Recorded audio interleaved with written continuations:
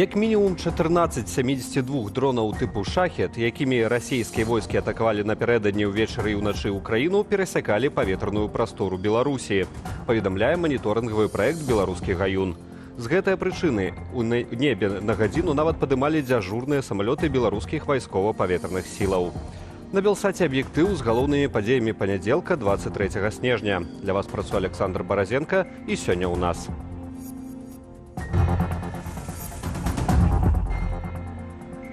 ЦВК Беларусі зарэгістраваў для ўдзелу ў прэзідэнцкіх выбарах 5 кандыдатаў.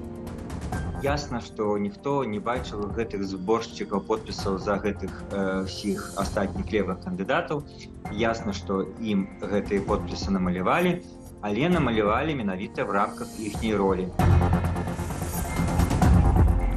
Як прадукцыя падсанкцыйнага Белазу трапляе на еўрапейскі рынак? Падрабязнасці расследавання Белсату і ініцыятывы Белпол.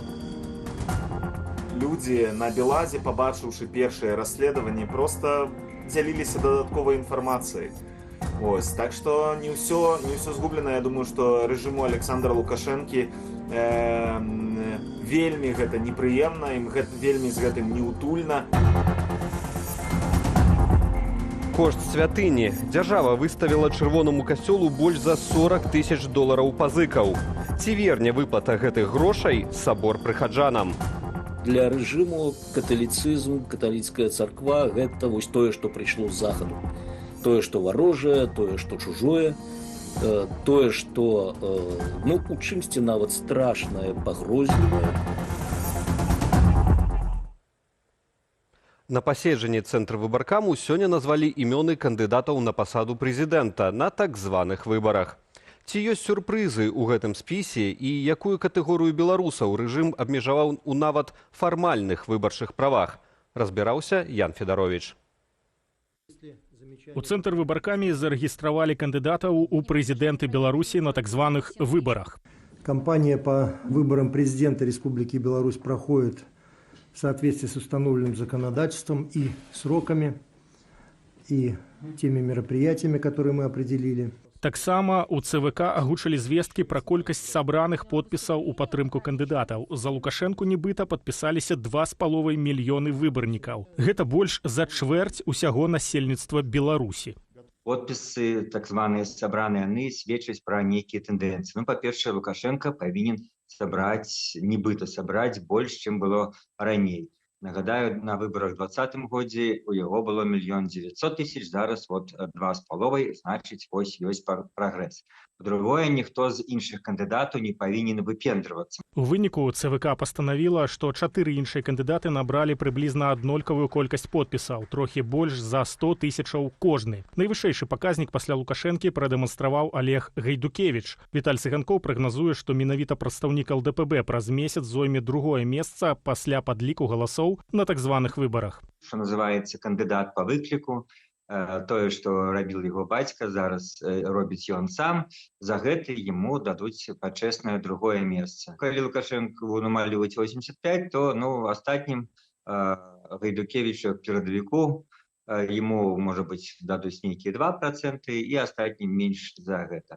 Лукашенко, адрозна ад іншых кандыдатаў, не прысутнічаў на цырымоніі рэгістрацыі ў Цэнтр выбаркамі. Пасведчанне аб рэгістрацыі атрымаў ягоны прадстаўнік. Ён, дарэчы, не браў удзелу ў лёсаванні выступаў кандыдатаў на тэлебачанні і радыё. Лукашенко падчас выбарчай кампаніі відавочна і нават дэманстратыўна так ставіць сабе па-за рамкамі выбарчага кодекса. На яго не распаўсюджваюцца ні неабходнасць прысутнічаць пры рэгістрацыі, ён можа не ўдзельнічаць там у тэлевыступах, у дэбатах, калі нават яны арганізуюцца. Лукашенко абсалютна па іншых канонах атрымлівае медыйнае поле. ЦВК заявіла пра магчымасць прагаласаваць на так званых выбарах беларусам замежжа. Праўда, зрабіць яны гэта змогуць выключна ў Беларусі. Усяго на 6 адмысловых участках, адзін у сталіцы і па адным у кожным з абласных цэнтраў. Неабходныя умовы не мець рэгістрацыю ў нашай краіне і стаяць на консульскім уліку. Але што рабіць тым, хто пакінуў Беларусь праз палітычны пераслед? Раней у нас хутчэй пазбаўлялі выбарчага права ў сэнсе балатавацца людзей, хто хацеў. Але фармальна не пазбаўлялі выбарчага права галасаваць. Цяпер жа бачым, што проста аграменныя катэгорыі людзей просто па геаграфічнай прыкмеце пазбаўляюць выбарчага права. І, на мой погляд, гэта вялікае, сутнаснае, прычым вельмі фармальна зафіксаванае парушэнне выбарчага права беларускіх грамадзян. Так званыя выбары прэзідэнта Беларусі, да ўдзелу ў якіх не дапусцілі ніводнага апазіцыйна настроенага кандыдата, адбудуцца 26 студзеня. У гэты дзень праезд ва ўсіх відах транспарту ў Мецку паабяцалі зрабіць бясплатным. Ян Федарович, Белсат. Перад святамі на мяжы Польшы і Беларусі ўтварыліся велізарныя чэргі. Тыя, хто падарожнічаюць аўтобусам, чакаюць ажно да 40 гадзінаў.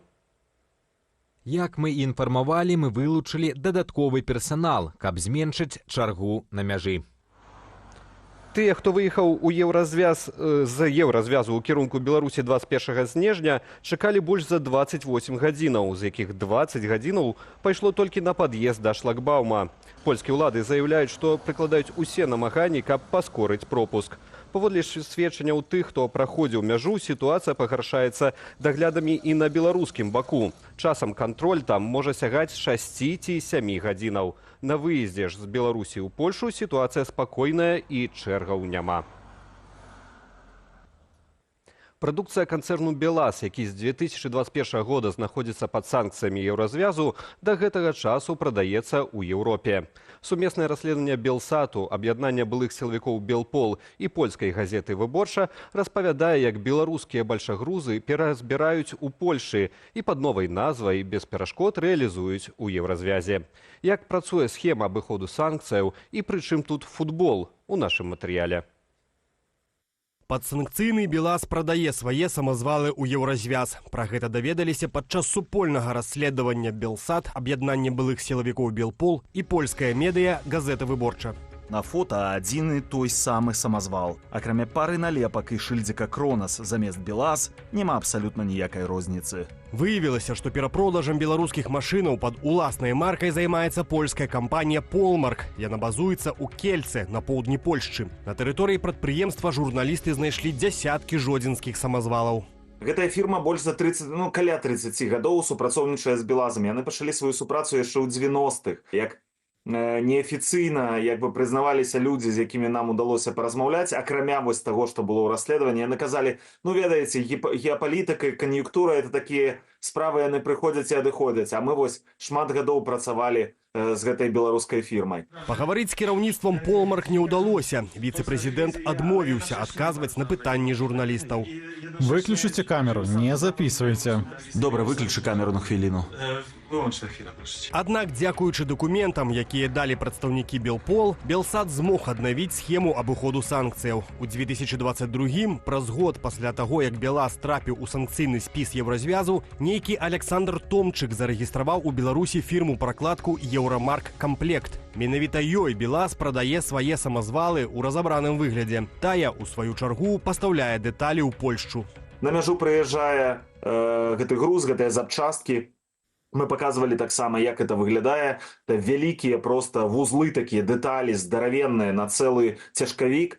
Вось, яны прыязджаюць, мытнік польскі глядзіць у дакументы, бачыць там нейкую кампанію «Еўрамарк», правярае гэта ў кампутары, там гэтая фірма не знаходзіцца пад санкцыямі. І гэтыя запчасткі прыязджаюць. Кельце прывезеныя элементы зноў збіраюць у самазвалы. Дадаюць туды экалагічныя еўрапейскія рухавікі і некаторыя дэталі, ды клеяць лагатыпы з новай назвай. Як вынік, ужо польскія самазвалы «Кронас» без перашкодаў прадаюць на тэрыторыі еўразвязу. Нават калі забаняць там чарговую фірму-пракладку, яны створаць новую. І гэта будзе проста бясконцая гульня. Скажем так, сектаральныя санкцыі, яны больш балючыя у параўнанні з такімі кропкавымі санкцыямі ў дачыненні да пэўных прадпрыемстваў. Сама кампанія «Полмарк» афіцыйна не прызнае сваёй супрацы з «Белазам». Прынамсі, такія сувязі абверг акцыянер кампаніі Матэуш Жукоўскі, з якім пагаварылі журналісты. Уласніцкіх і капітальных сувязяў няма. «Еўрамарк» належыць беларусу. Мы супрацоўнічаем, маем зносіны, але больш нічога.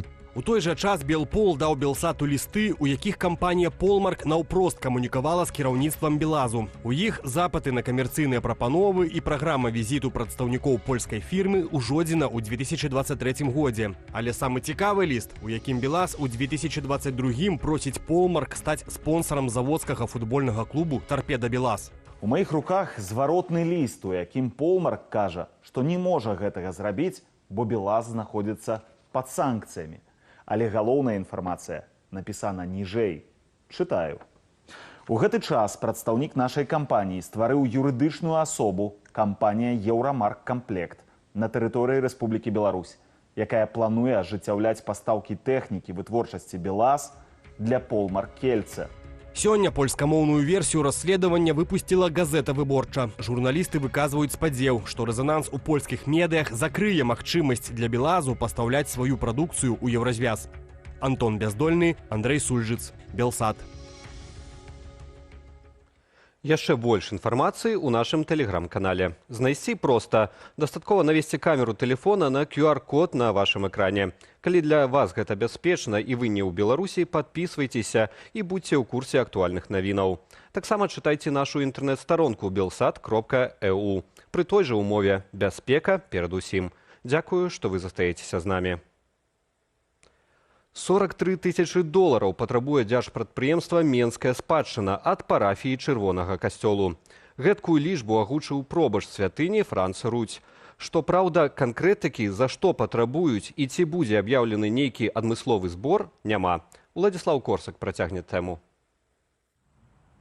Падарунак на каляды ад рэжыму. 43 тысячы долараў доўгу патрабуе дзяржаўнае прадпрыемства «Менская спадчына» у парафіі Чырвонага касцёла. Гэты доўг я атрымаў, і гэта на нашай парафіі. На заканчэнне года няма з чаго асабліва падводзіць вынікі. Але тое, з чаго я з вамі распачынаю, такая вось сітуацыя. Молімся аб тым, каб вы маглі вярнуцца ў свой касцёл і каб там парафія жыла, як гэта было спачатку. Пробашч не ўдакладніў, за што менавіта дзяржпрадпрыемства хоча спагнаць гэтую суму і ці ёсць яе выплата умовай таго, што Чырвоны касцёл урэшце адчыняць для вернікаў. Адметна, што рахунак парафіі арыштаваны. Збор на выплату доўгу касцельныя ўлады таксама пакуль не абвяшчалі. Мы ж ведаем, як цяперашні беларускі рэжым змагаецца супраць салідарнасці. І карае людзей, якія з'яўляюцца і додарамі грошай для палітзняволеных, для сем'яў іхніх.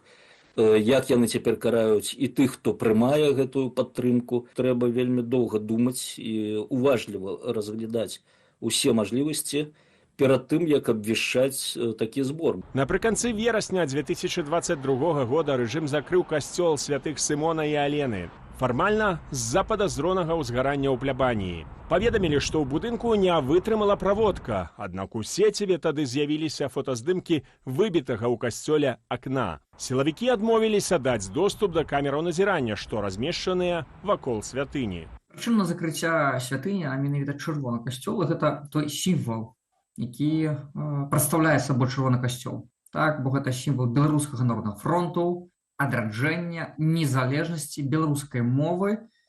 І, адпаведна, гэта перашкаджае рэжыму Лукашэнку кіраваць дзяржавай. Гэтыя грошы, гэта проста спроба трымаць нейкім ланцугу каталіцкі касцёл. Неўзабаве пасля пажару Менская спадчына скасавала дамову бязвыплатнага карыстання будынкам касцёлу, а парафіі забаранілі весці набажэнствы нават у касцельным дворыку.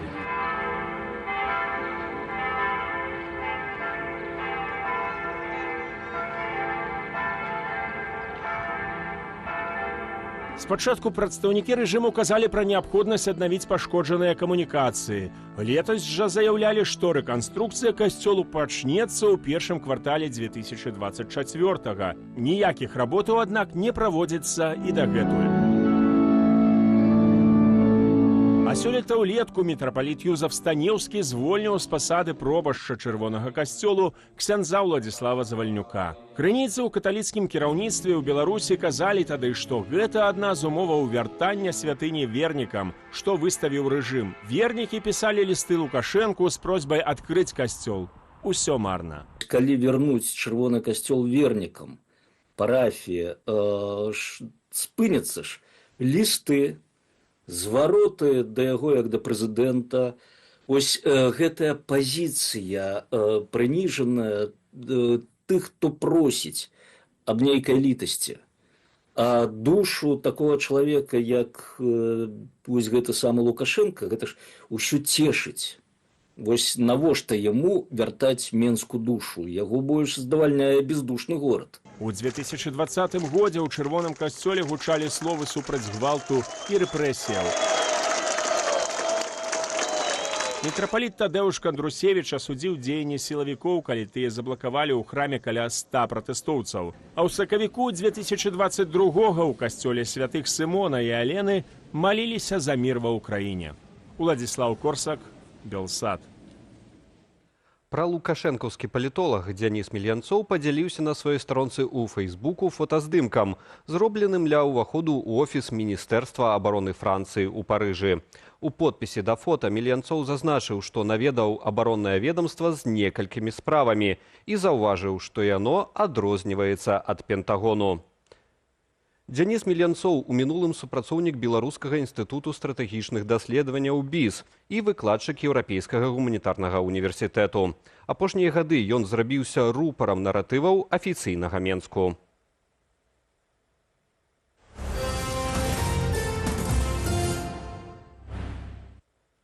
Кіраўнік краіны еўразвязу ў Крамлі. Прэм'ер-міністр Славаччыны Роберт Фіца упершыню за 8 гадоў сустрэўся з Уладзімірам Пуціным. Асноўнай тэмай перамоваў з Самнасам быў транзіт газу. Паводле славацкага прэм'ера, сустрэча з расійскім дыктатарам стала ягоным адказам прэзідэнту Ўкраіны, які выступае супраць любога транзіту расійскага газу праз Украіну ў Славаччыну. Падрабязнасці ў матэрыяле маіх калегаў. Гэта здрада саюзнікам і Славаччыне. Гэта разрыў у нашай замежнай палітыцы, на які прэм'ер-міністр не мае мандату. Такімі словамі пракаментаваў візіт Роберта Фіца ў Маскву былы міністр замежных справаў Славаччыны Іван Карчок. На што разлічваў Фіца, паціскаючы руку Путіну. Роберт Фіца надеется на давление на Украину, причем со стороны и Москвы, и Европейского Союза, если им вместе с венгерским премьером удастся добиться этого. Может быть, даже со стороны США в рамках переговоров по прекращению российской агрессии против Украины. Паводле афіцыйнага камюніке Браціславы візіт быў выкліканы занепакоенасцю славацкага прэм'ера ў сувязі з няўдалымі перамовамі Масквы і Кіева. Бакі не змаглі дамовіцца аб працягу экспарту расійскага газу ў Еўропу праз Украіну пры пасярэдніцтве Баку. Пра гэта ў пятніцу паведаміла агенцтва Reuters са спасылку на высокапастаўленую крыніцу ў азербайджанскай энергетычнай кампаніі «Сокар». Единственная схема, которая предполагалась, это азербайджанская компания «Сокар» планировала купить газ на таможенной территории России, а потом тот же российский газ и перепродать европейским компаниям. Урад Украіны абвясціў, што 1 студзеня о 7 гадзіне паводле сярэднееўрапейскага часу расійскі газ перастане паступаць у Еўропу праз Украіну.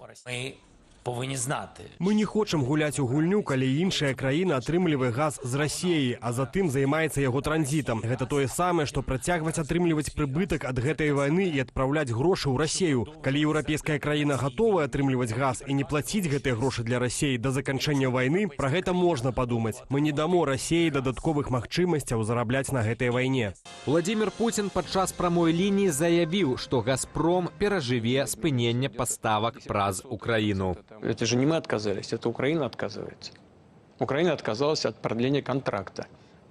Хотя получала, от нас там где-то 700-800 миллионов долларов по году за контракт. Без газу Славаччына не застанецца ў любым выпадку. Газатранспартная сістэма краіны злучана трубапровадамі з Польшчай, Чэхіяй, Аўстрыяй і Вугоршчынай. Пытанне толькі ў цане. Славаччына не гатова адмовіцца ад расійскага газу, бо ён трохі таннейшы. Единственная проблема это в цене, и Словакия, Венгрия, они научились зарабатывать на российском газе, и в том числе на транзитных, например, на транзите российского газа компания словацкая «Юстрим» дополнительно зарабатывает около 550 миллионов евро ежегодно. Вайна, развязаная Пуціным, паклала канец паўвекавой газавай супрацы Масквы з Еўропай. Што датычыць іншых краінаў Еўропы, то яны пазбавіліся залежнасці ад расійскага газу яшчэ раней. Нямецчына за кароткі тэрмін пабудавала 5 тэрміналаў для прыёму завадкаванага газу і нават забараніла сваім кампаніям набываць завадкаваны расійскі газ. Нямецчына ўвогуле не імпартуе расійскі газ, нават у звадкаваным выглядзе праз парты на паўночным моры. І сёння ў нас доля амерыканскага звадкаванага газу складае 90%. Гэтае пытанне больш не ёсць пытаннем будучыні, прынамсі для Нямецчыны. Паводле Уладзіміра Амельчанкі, да вайны Расія выкарыстоўвала зніжкі на газ дзеля таго, каб набываць палітычны ўплыў. Например, когда в 2007 году проходил саммит НАТО, там рассматривался вопрос о приеме Украины в НАТО, да, то есть присоединении к блоку, то как бы против была Германия, главный инициатор, главный противник присоединения Украины к НАТО, и после этого сразу же получила долгосрочный контракт с большими скидками от «Газпрома». З верасня 2021 года акцыі «Газпрому» абясцэніліся ўтрая. На думку Уладзіміра Амельчанкі, Расія будзе пакрываць страты манапаліста коштам павышэння цэнаў на газ на ўнутраным рынку. Руслан Ігнатовіч, Ігор Сінякевіч, Белсат. У Расіі працягваюць запавольваць працу YouTube. І сёння трафік платформы знізіўся да мінімальных 20%. Праблемы заважылі і ў мабільных дадатках. Упершыню такія перабоі адзначылі напярэдадні выхаду вынікаў года з Уладзімірам Пуціным у мінулую сераду. Прэс-служба карпорацыі Google заявіла, што нізкая хуткасць не звязаная з іх кампаніяй. Пуцін падчас прэс-канферэнцыі вынікі года пераклаў адказнасць на кампанію Google, якой належыць платформа. Маўляў, праз санкцыі расійскія серверы не спраўляюцца з нагрузкай. У Расіі ў Багатайскім раёне Якуціі знайшлі часткова муміфікаванае замерлае маманцяня. Самку, якой было крыху больш за год, назвалі Янай, у гонар ракі, у басейне якой выявілі парэшткі. Вынік радыёвугляроднага аналізу паказаў, знаходцы больш за 50 000 гадоў. Мамонт практически полностью вытаял. Вытаял он до поясницы, и под своей тяжестью, под тяжестью грунта, который упал на них, он фрагментировался. Передняя часть упала на дно этого провала, задняя часть, состоявшая из задних конечностей и тазовых костей, конечно же, тазовая часть она находилась еще в мерзлоте. И вот благодаря местным жителям, которые не бросили эту находку, а несмотря на тяжесть находки, более 110 килограмм, соорудили из подручных средств носилки, подняли на поверхность. Рост Яны 120 сантиметраў, а даўжыня цела менш за 2 метры. Найлепш захавалася галава, хобат, вушы і ротавая паражніна. Не зазналі дэфармацыі. Навукоўцы адзначаюць, што знойдзенае маманцяня адкрыццё сусветнага маштабу. Дагэтуль было выяўлена толькі 6 парэшкаў дзіцянят гэтай дагістарычнай жывёліны.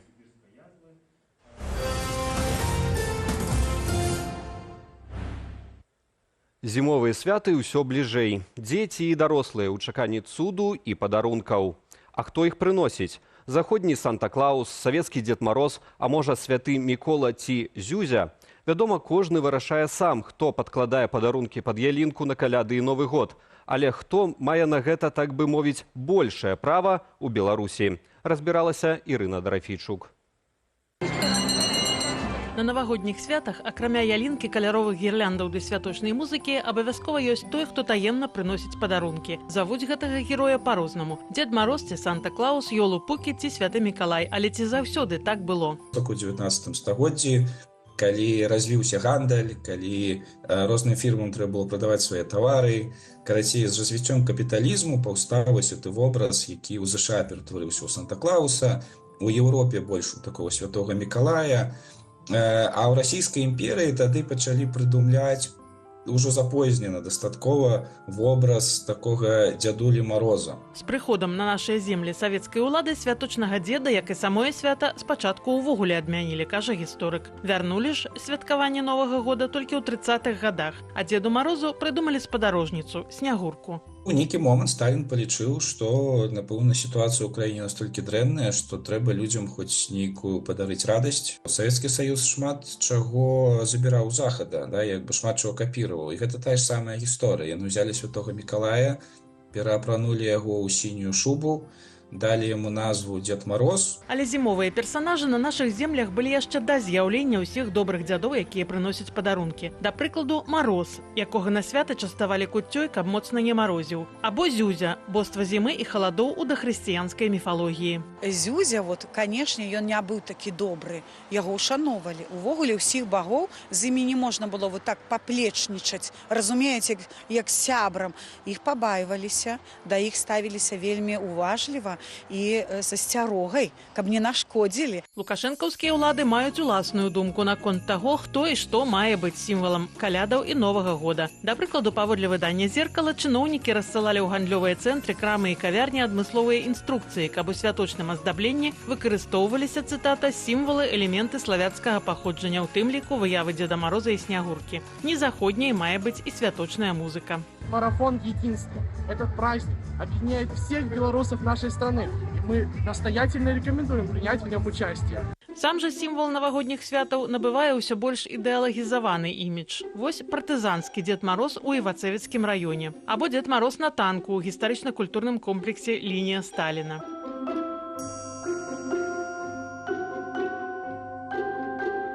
Каго ж з персанажаў абраць? Найбольш нашых гледачоў аддалі перавагу Святому Мікалаю, амаль палова. Траціна лічыць, што Зюзя мае перастаць чакаць ахвяраванняў і пачаць прыносіць падарункі. Кожны шосты за савецкага Дзеда Мароза, а найменш галасоў сабраў заходні Санта-Клаус. Не ведаю, што за Зюзя, але галасавала за яе. Зюзя, я чакаю. Здаецца, не ўсе разумеюць, што Санта-Клаус – гэта і ёсць Святы Мікалай. Мікалай на каляды, Зюзя ў Новы год. Дзеда Мароза можна пакінуць на стары Новы год. Доктар гістарычных навук Святлана Куль-Сільверстава мяркуе, што добрым варыянтам для беларусаў можа быць менавіта Святы Мікалай. Это был сапраўдны той персонаж, той святы, который суправаджаў змену года, да, который суправаджаў раство, суправаджаў вот этыя святы. И важно еще означить, что Святы Миколай, он и для православных, и для католиков.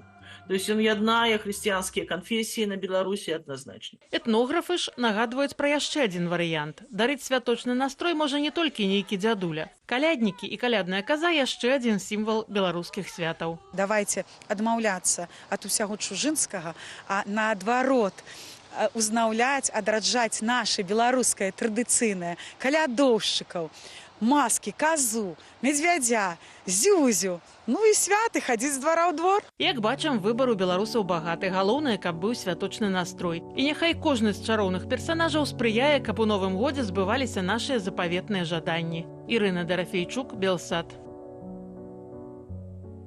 Інфармацыйны эфір Белсату праз імгненне працягне праграма «Белсат Зум».